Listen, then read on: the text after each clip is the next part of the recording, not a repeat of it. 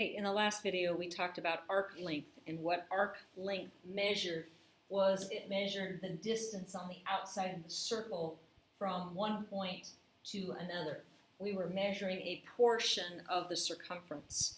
Okay, in this section, we're going to talk about what sector area is. Now, it's an area, so just like the area of a circle, we are looking for this area of the circle. Not the whole thing, but we're just looking for a portion of it, kind of like a piece of the pie is what you can think about for sector area.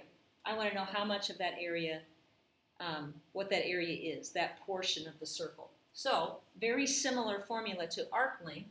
We're going to continue to take the angle measure and divide it by 360, but then instead of taking it times the circumference, we're taking it times the area of the circle. And you remember, to find the area of the circle, we took pi times the radius squared.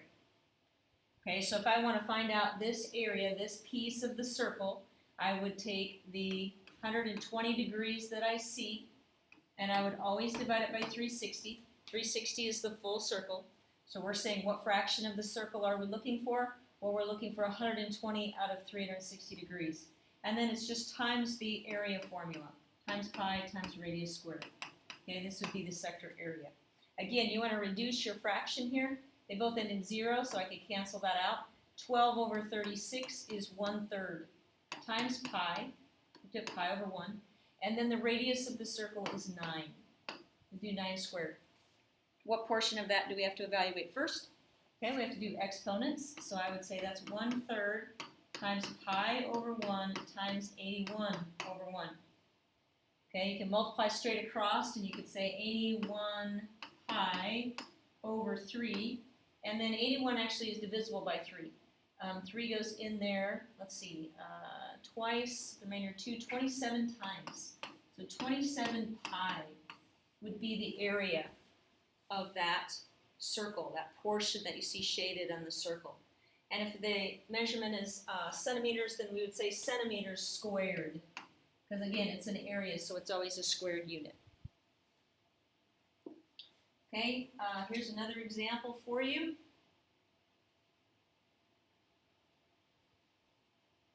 Okay, this time I want this portion of the circle right here. Okay, to find that portion of the circle, I always take the degrees I'm given, 135 over 360. Again, this is the fraction of the circle that is shaded, times pi times the radius squared. The radius is 10. Okay, we want to reduce 135 over 360. You can see here on the paper that they're reducing that down to 3 over 8. I would divide them both by 5 to begin with. Okay, if I did that, 5 goes into 135 27 times, and 5 goes into 360 72 times. And then I could divide 27 by 9. 9 goes in there 3 times, 9 goes in there 8 times. So it is 3/8. This fraction reduces down to 3/8. So this would be 3/8 times pi times 100.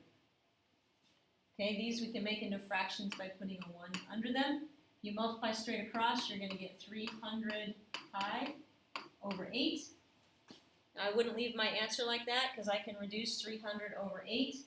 I can divide 308 by 2. I would get 150 pi over 4. I can divide by 2 again. I would get 75 over 2. 75 pi over 2.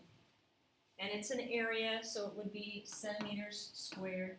If you wanted to divide 75 by 2, you could. Your answer on that would be 37.5. Okay, you could also say up here, there's my answer. I could say 37.5 pi centimeters squared. That works too. Okay, and then the last example here, they didn't shade it for you. This would be the area that we would be finding. This piece right here.